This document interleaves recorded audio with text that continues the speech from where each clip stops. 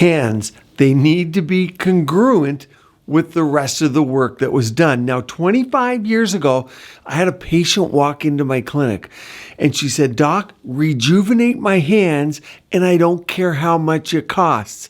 Now, I looked at her and not much was done to the face. Remember, this is 25 years ago. It was just her hands and I was perplexed. So I said to her, "What's so important about your hands?" I couldn't get my head around it. And she goes, "Doc, I'm a pianist. Everyone's looking at my hands all day long." And the light bulb went off. Now, if we fast forward to today, that's less common that people come in for that, just their hands. What's happened is we're doing such a great job of the face and the neck that the hands become incongruent with the look of the face. So people look 10, 15 years younger in the face, but the hands are a giveaway. You see, it used to be the neck. So the face looked good, the neck was incongruent, and then it was the décolleté and the hands. I'm going to give you exact prices on everything, and remember, I'll put a timeline below to save you time. Use the chapters. I'm going to go through what you can do at home, things like skincare, inexpensive solutions, and actually I'll show you a demo of a home device on a hand today. I'll also go through lasers, what I do in clinic. And for that lady 25 years ago, fillers didn't exist. We'll touch base with what we do with fillers today. What are the options? Back then, I only had collagen. It lasted 6 or 7 weeks. And a treatment like that, we didn't commonly put any volume in the hands. But volume is one of the 3 things that age the hands. The first thing you need to realize are the pitfalls of the hands, why they're so hammered per se. They can even look older than the face and neck. Number one is a lot of people understand sunblock. In other countries I go to, they use umbrellas. When they're walking around and they're traveling from train stop to bus stop, there's often covers that are mainly to protect them from sun. They're very attuned to the sun. They wear gloves. You rarely see gloves in the summertime here. And remember, you're washing your hands all the time. Do you ever think of what you're washing them with? In the operating room, we're using cold water. If you use hot water and you're scrubbing in 4 or 5 times, you'll have no skin left on your hands. So think about what you're washing your hands with. And that leads me to, even if you do put sunscreen on in the morning, you wash your hands once and it's gone, maybe twice. So think in your mind for protection. There's nothing wrong with wearing gloves. And if you're using chemicals around the house or you're cleaning things, you want to use protection for your hands. That's the first thing. Let's not need anything done when possible. Don't forget your sports. I was up skiing the other day. It was really warm. I wasn't wearing gloves. At the end of the day, my hands are red, not from the cold and the temperature, but actually the sun up there is really strong. Same thing on the water. Out windsurfing, kite surfing, you forget about putting it on your hands, and more importantly, you forget about reapplying. So don't forget to reapply. The hands are important. You don't need to spend the money on things like our number one, skincare. Yes, sunspots on the hand and a little bit of collagen, not a lot, a little bit of volume can be replaced with skincare. 3 things I want you to think of. Number one, yes, you can use your retinols. And yes, you can use them more frequently than on the face. So there's not one skin routine for everybody. And don't forget, if you use retinols once, maybe twice a week on the face, you can use them 3, 4, or 5 times on the hands. Also, glycolics work well. I recommend for both of those peel pads. They're more aggressive and they are more effective, and the hands can take them better than the face. While we're on skincare, let's talk inexpensive oils, because moisturizing is one of the quickest, easiest ways. A lot of people's hand skin is dry because we hammer it with chemicals, pollutants. We're washing it all day long. You want to think about thick oils. Think coconut oil, if you like plant. If you're into animal oil, people do use tallow. I think that's a good use of beef tallow. Get a scented one. It can smell like steak.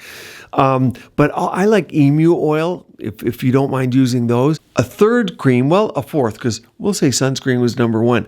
So a fourth product I want you to think about is volumizing, a product that's going to help create some fat.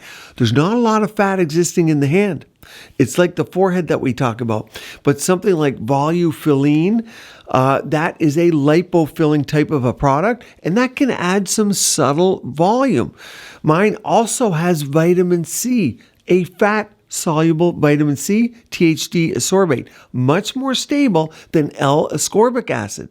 So fat solubility is important, and you get deeper penetration. So for the hand, consider vitamin C's. Yes, chemical peels can be done, but I tend to prefer some of the things we're going to talk about down the road here. Like for that woman I talked about at the beginning, I had 9 clinics at the time. I had a lot of IPL devices. So for her, I used IPL, even though we weren't well versed with fillers, didn't have them available for the hands. I was able to do IPL, some chemical peels. The IPLs tend to work better. More on that in a moment. Great moisturizers like Ultra Moistures are good as well. And here's a little trick. If you're using facial sheet masks, Korean sheet masks, you can take the fluid from that or even the mask after you're done on the face, use it on your hands. Why not? I even take some of that goodness out of the mask packet and I use it on my abs, the stomach, the body skin. Those same ingredients that work great on the face work great on body areas. So this skincare will help a little with skin thinning, but think about when people come and ask me about their hands. It's around the 40s, hormones start to change. Definitely 45 for most people. They're starting to get even more changes. Estrogen. So think about estrogen and testosterone replacement. So if you're seeing thinning of the skin, it becomes translucent. You can see the vessels. That's one of the most important things that people don't like, is they see the vessels. And of course, the vessels themselves lose some collagen. And what happens is your hands are a dependent extremity. They're down here.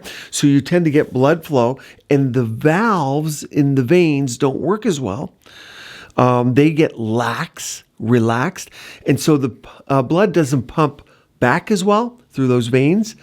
And you get congestion. And so you're trying to also improve the volume of the hands while you're losing it, but also the veins aren't working as well. Keep that in mind for the etiology. Either way, you want to thicken the skin with hormones. And if you're not taking them systemically, people do use their estrogen cream on their hands. You will get some effect. If you're on systemic hormone replacement therapy, the creams will help a little bit. They're not as important. And the creams often are compounded, so they have other products that make, and emollients that make the skin look better. So it may not be the estrogen effect that you're seeing on the hands if you're on systemic estrogen. My point in telling you this is people who are already on hormone replacement will get on the topical too, and they'll say, oh, it made it much better. But it's very difficult to tell. Was it the cream because of the estrogen in it, or the cream because of the vitamins, minerals, and the emollients from the compounded versions that you guys are getting? But in any case, either one of those is effective for the hand. Do you need to double up? Play with that. Right about now, you might be thinking, what about fat transfer to the back of the hands? It doesn't work so well. You need a donor site in the body, then you move the fat to the back of the hands. Each fat cell needs its blood supply, so not a lot of it takes. And yes, it does have stem cells in it. That's one of the theories of why fat transfer works. Bottom line is, it's not great. It doesn't sustain in the back of the hands. In keeping with what you can do at home, remember your LED mask that you're using on your face, lay that over your hands for 10 minutes. And you can put both hands down. You can still do everything. You can watch TV. You can do whatever you're doing. Put both hands down. Put the mask over both hands. And 10 minutes, 3 times a week. That's the sweet spot for an LED mask. And then there's Home RF. Look at this video here. This is the newer device that people use on the face. It's one that I recommend because there's built-in safety mechanisms to prevent fat loss. I just said you don't have a lot of fat in your hands. You want to maintain it and even plump it. So a device like this, you can see the device starts off blue, and when you get to the temperatures that heat, it will turn green. So you'll go between blue and green. Most importantly, if you stop the device, it won't keep heating. It also monitors temperature, so it won't go above 42 degrees external temperature in the skin, and above that is where you start to get fat loss. The hand fat's a little more resistant. You have a lot more leeway here, but you think 10 minutes, 3 times a week, you're golden. So you can do these at home. Now let me move on to fillers. There's two that are commonly used. Hyaluronic acid fillers and calcium hydroxylapatite or Radiesse. Both work well. Remember I said there's not a lot of fat in the hand. Great. Where are we? We're in a layer called the DSL. Dorsal superficial lamina. Check it out. Look on this diagram right here. You see that layer clearly. So it's the deeper layer of fat. If you go too deep, then of course you're where the tendons are. And the hand has very precise movements. The palmar surface for sure, but the back of the hand, the tendons they have to run smooth. You need to know who does this. You don't want deep injections. You have to be in that DSL layer. Yes, a side effect of this is some people, about 10%, for a few days will get quite puffy hands, whether you're using hyaluronic acid filler or calcium hydroxylapatite filler. So you can get some swelling for a few days. Bruising's uncommon because we can see the vessels, especially in the people that come in are a little older. You can easily see and avoid the vessels. You can use needle or cannula. Both work well. Price, what would that cost? The reality is you're going to get 2 or 3 vials and you're going to top up with another vial. It's going to last you about a year. So if you think 4 vials in total for either of those type of fillers, you want to think about $2,000 to $2,500. A vial of filler might be $1,000. So you're like, well, it might be $4,000. But many people, because it's fairly easy to do, if you know your anatomy, and quick to do, a lot of clinics will give you a discount when you do your hands versus your face because of the complexity involved. Not easy to do the hands, but when you know how to do it, you've done a few, then it's easy. Before we go on to lasers and really addressing the brown spots, let me talk a little bit about exosomes because some people inject or microneedle exosomes or other skin booster type of products in. Remember, exosomes are 100 nanometer tiny particles that communicate between cells in the body naturally for many reasons, some good, some bad, but they contain genetic material from other people. And so you have to be willing to do that type of a treatment. Many people don't understand that about the current exosomes in the market. They have microRNA, DNA, and RNA in those messengers. Exosome cost, most people doing exosomes are charging about $400 to $900 per session. They come commonly from bone marrow, fat cells, even amniotic fluid, and placental sources. So you're getting other people's human material signaling your body to make your skin. So a lot of times people don't choose that, and a lot of people aren't aware of that, but you should be. Then there are other skin boosters, Sculptor we never use in the hand. And you think of things like Reduran is really nice for that. That's salmon sperm DNA. You could use PCL or Guri. The risks go up for that. Profilo, it's okay there. It's non-cross-linked hyaluronic acid. Doesn't quite last as long as cross-linked hyaluronic acid like Restylane Lift. Restylane L is a good one. You can use Juvederm. Just about any of the hyaluronics will work in the back of the hand. For skin boosters like salmon sperm DNA like polynucleotides, Reduran, or even Synecos, you want to think about $200 to $400 per session, and you're going to need 3 or 4 of those sessions, and they're not going to help with your brown spots. So you would still need laser IPL or your skincare to get rid of your browns. What about lasers? Well, IPL is not a laser. It's broad-based filtered light, but many of you know IPL is used for hair removal, photofacials, skin rejuvenation. That's what I used way back in the day. It's still a great treatment for the hands. Liquid nitrogen, a lot of people walk into non-aesthetic cosmetic clinics. Liquid nitrogen is good. You can get hypopigmentation sometimes, but it's pointed, boom. Deal with the hypopigmentation usually goes away in 6 to 12 weeks. And that is good. And sometimes it's covered by insurance. You can check that. Sometimes it's unworldly, is that a word? Unworldly expensive. It's crazy expensive. Sometimes they'll charge like $600 for a couple spots. So you got to ask before getting it. That's liquid nitrogen. And I do see there's some home liquid nitrogens. Here's the thing. You want to get any major spot evaluated. Major is a wrong word because it doesn't have to be a major spot. Get any spot evaluated before you think about at home doing your own liquid nitrogen. I think that's something to consider. What about lasers? So you think lasers are defined wavelengths of light, and I like them. I got a CO2 laser right over here. CO2 can be used for the hands, not that commonly done, but I do like it for the hands. You have to go to someone who does a lot of these. More commonly are erbium YAG type lasers or ones like Fraxels. Now Fraxels, let's spend a minute here. Fraxel, there's like 4 different ones. Restore, repair, you have clear and brilliant, and you have a dual.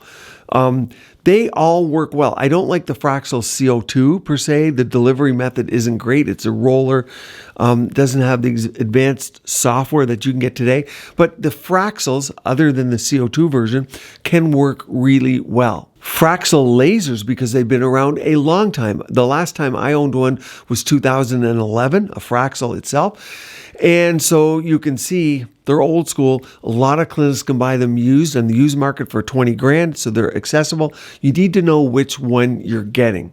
I have complete videos on all the different types of Fraxels if you want to ask, but ask your clinic, they'll know. The dual is a good one, or the original 1550. You're going to typically need 2 to 3 sessions.